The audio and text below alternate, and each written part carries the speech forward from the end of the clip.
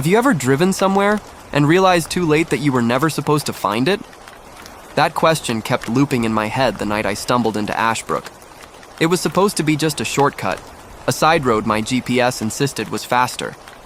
The highway had been jammed for miles, so when the blinking arrow urged me onto a cracked, barely lit road, I took it without thinking.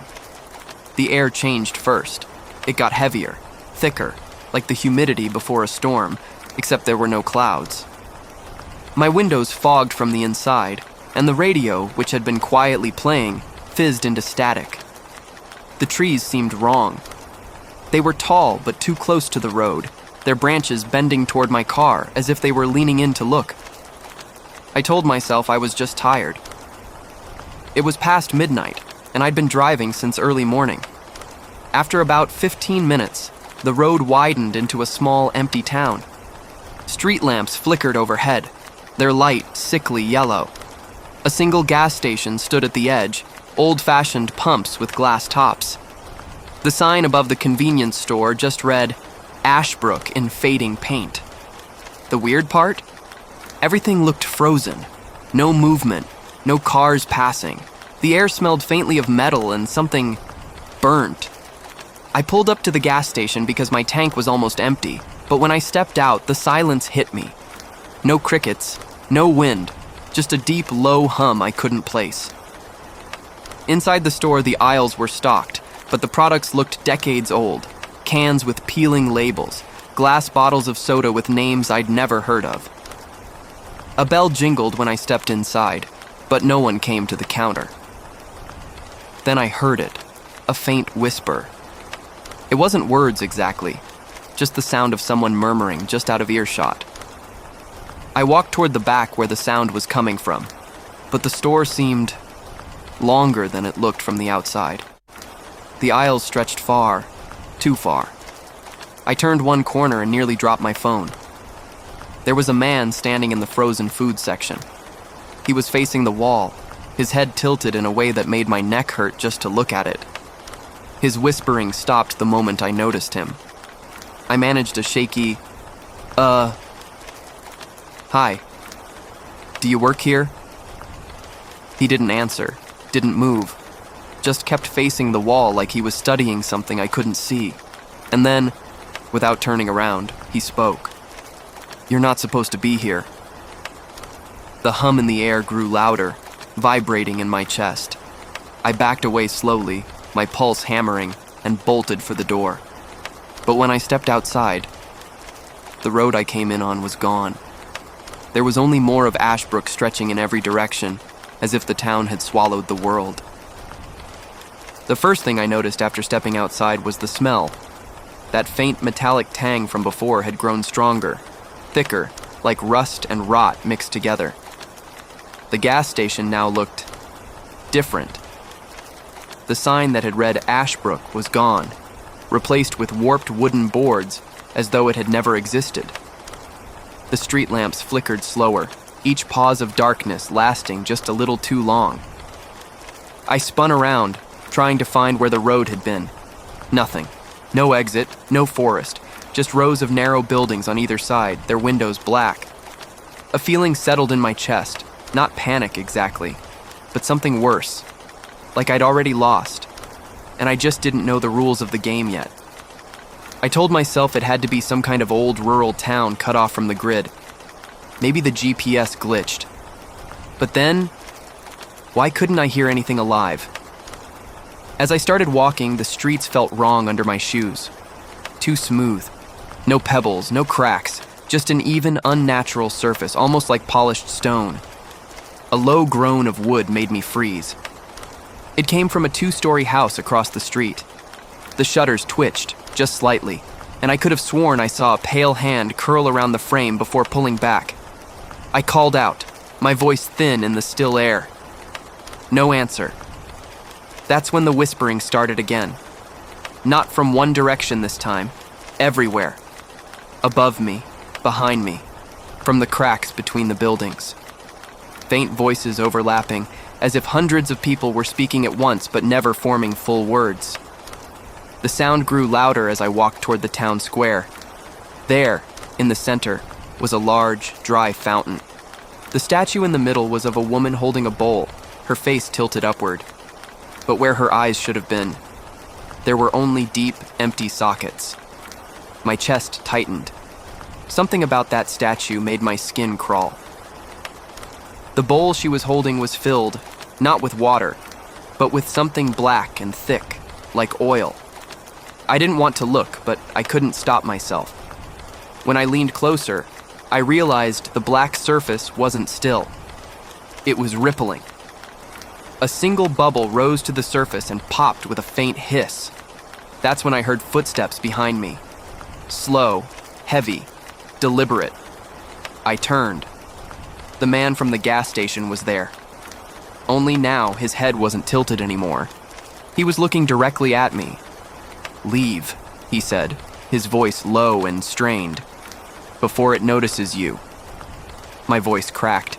Before what notices me? His gaze shifted toward the black liquid in the statue's bowl. His mouth opened to answer.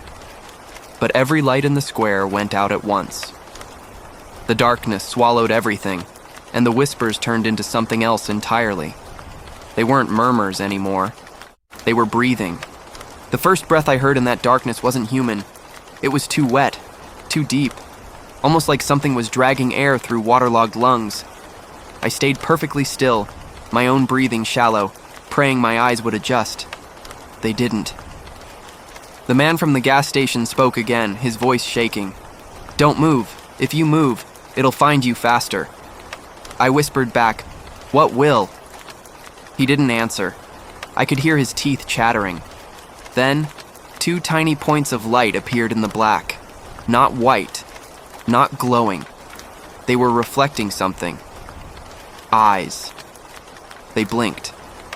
I wanted to step back, but I couldn't tell how far away the thing was. The eyes didn't move closer, but I could hear the wet breathing circling us. A sudden creak came from my right, a building's door slowly swinging open on its own. The air shifted, and the smell hit me again. That awful metallic rot stench, so strong it made my stomach twist. I heard something crawl out of that doorway. It didn't walk. The sound was of skin dragging over stone, nails scraping lightly, rhythmically, like it was savoring every inch. "Close your eyes," the man whispered. "It likes when you look." My eyelids clamped shut, but that somehow made it worse. Now I couldn't see, only hear, and in the pitch black, the thing's breathing was right next to me. I felt something touch my shoe. Not a foot, not a hand. Something cold and slick, with the faintest movement, like it was tasting me. My heart was slamming so hard I thought it would hear it. Then, just as suddenly as it had gone dark, every light in the square flickered back on. There was nothing there. No eyes, no creature. But the man wasn't beside me anymore. I scanned the square wildly. Then I saw it.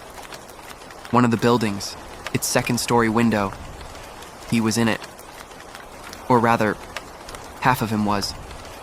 Something had pulled him halfway through the window frame, his arms flailing desperately, mouth open in a silent scream.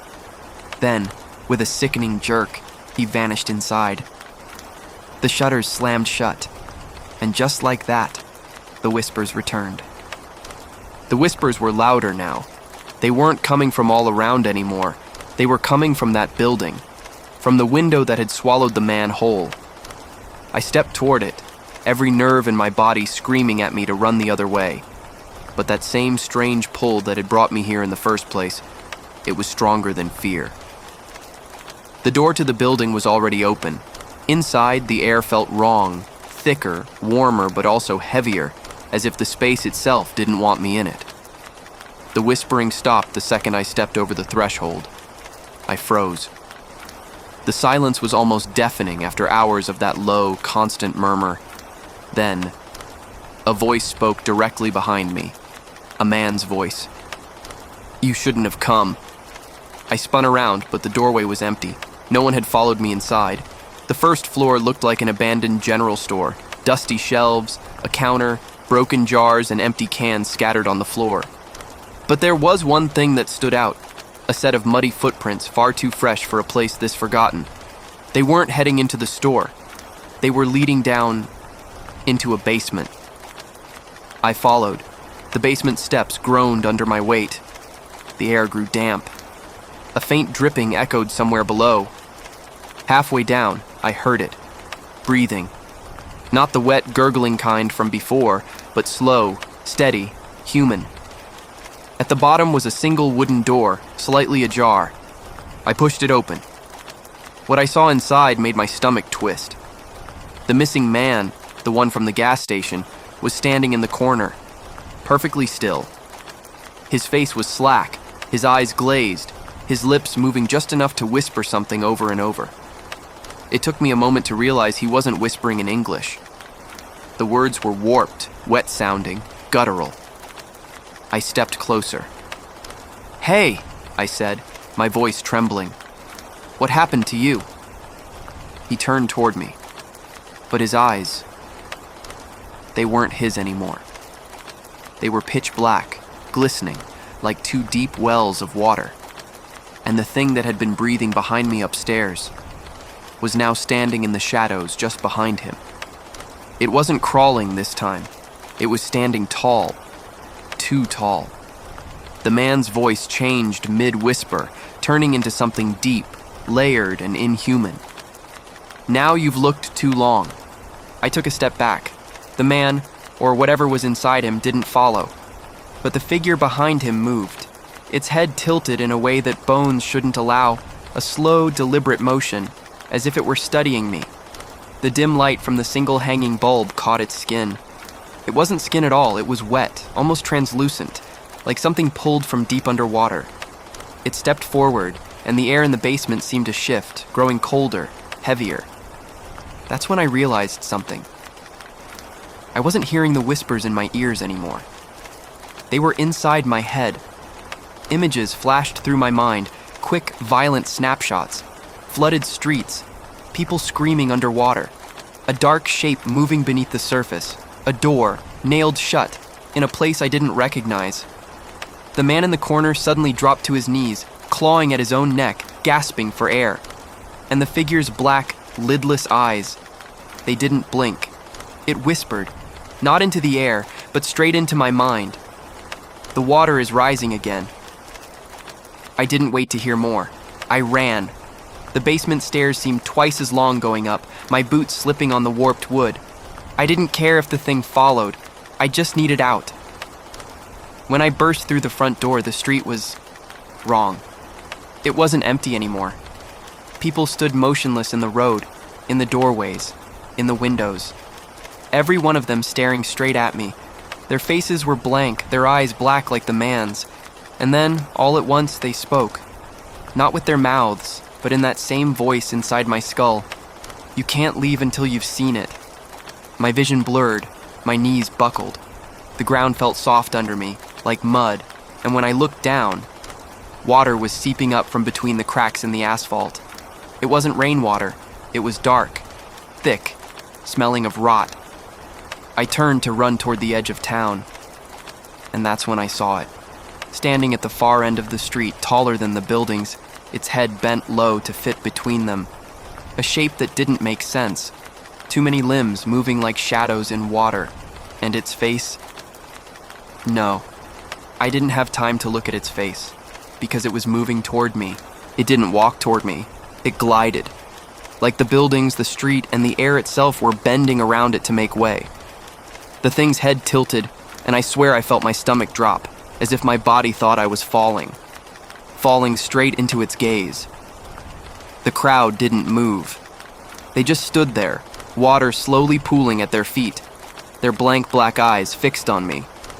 I tried to back away, but the street behind me was already gone. Not just empty, gone.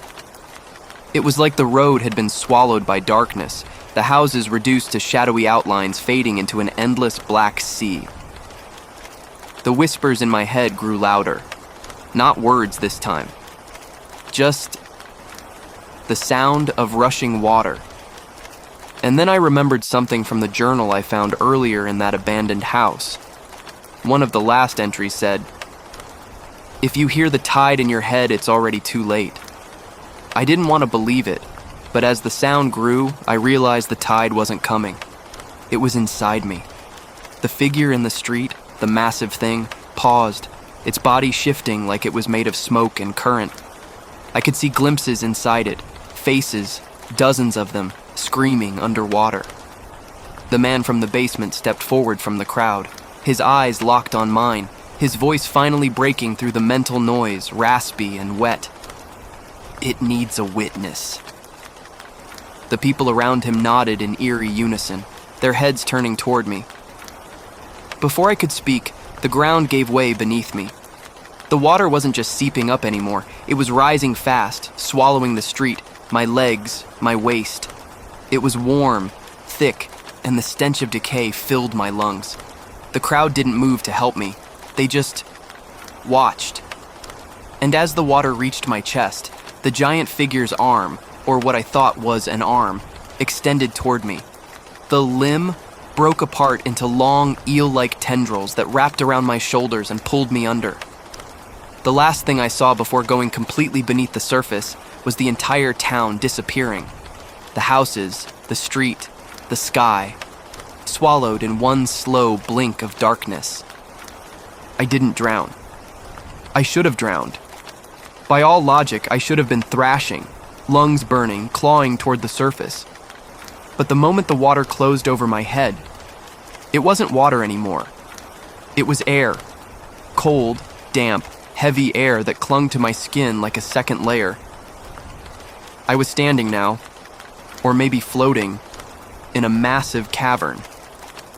The water was above me, like a shimmering ceiling, and through it I could see faint outlines of the town I'd just been in, as though I was looking up through an aquarium tank.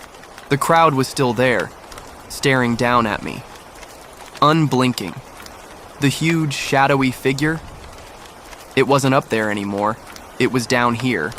Now, without the veil of the street around it, I could see it clearly, and I wish I hadn't. It wasn't a single shape. It was a mass of bodies, hundreds, all pressed together, their skin slick and pale, their limbs tangled into an impossible form. Every time it moved, the faces shifted, some screaming silently, others just mouthing words I couldn't hear. From the center of its chest came the man from the basement, as if he'd been inside it the whole time. He stepped forward, dripping, his clothes clinging to him like they'd been soaked for years. "You made it," he rasped. His voice wasn't echoing off the cavern walls, it was inside my skull. I tried to speak, but the air was thick, resisting my words. He smiled. Or maybe it wasn't a smile. Maybe it was just the skin of his face stretching in the wrong places. This is where the town goes when it's done pretending to be real. I looked past him and saw the cavern walls weren't stone. They were doorways. Hundreds of them built into the rock, each one different. A bedroom door, a rusted cellar hatch, a warped sliding glass door from some 70s house. And from behind some of them I could hear knocking. Slow, rhythmic, patient knocking. The man, or whatever he was, tilted his head toward one door in particular. It was the exact same door to my apartment back home. "You're not here by accident," he said. "You've been opening the wrong doors your whole life. We've been waiting." Behind my door, I could hear breathing, and then it turned into my own voice. The breathing on the other side of the door grew faster, until it matched mine. Exactly. I took a step back. The door wasn't just like my apartment door. It was my apartment door. Same scratches near the handle from when I'd fumbled my keys. Same faint dent at the bottom from when I'd kicked it open with groceries in my arms. The man, if I could still call him that, moved to the side, giving me a clear path. The shifting, faceless mass behind him writhed, but didn't step closer. "You've been looking for answers," he said, voice dripping into my skull like cold water. "You keep wondering why the wrong people remember you, and the right ones forget. Why some streets you take every day suddenly aren't there." I froze. Because he was right. I'd kept those moments buried, dismissing them as stress or bad memory. but I had walked home once to find the street replaced with an alley I'd never seen. I had called my mother one night and she didn't know who I was, then called again 2 hours later and she answered like nothing had happened. "What's behind that door," he continued, "is the truth you've been dodging your whole life." The knocks began again. 3, slow and heavy. I could feel each one in my ribs. The air grew heavier, pressing against my skin, making it hard to breathe. "Open it," the man said. I shook my head. Every cell in my body was screaming not to, but my hand still lifted, almost on its own. The knob was ice cold.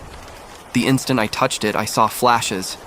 My kitchen light flickering, my bedroom mirror fogging from a breath that wasn't mine, my own shadow moving before I did. I twisted the knob.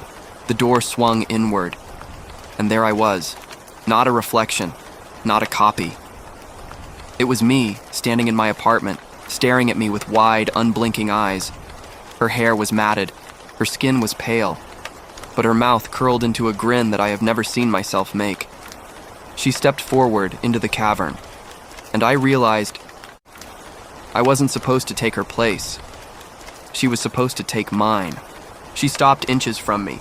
The grin stayed fixed on her face, but her eyes scanned every detail, like she was checking a shopping list. Behind her, through the open door, my apartment looked wrong. The angles of the walls bent slightly, like they were folding in on themselves. The light above the kitchen table flickered faster, and the shadows it cast moved in the opposite direction of the bulb. "You've been living in my place," she said. Her voice wasn't mine, but it carried the same tones, as if someone had listened to me for years and was trying to mimic it.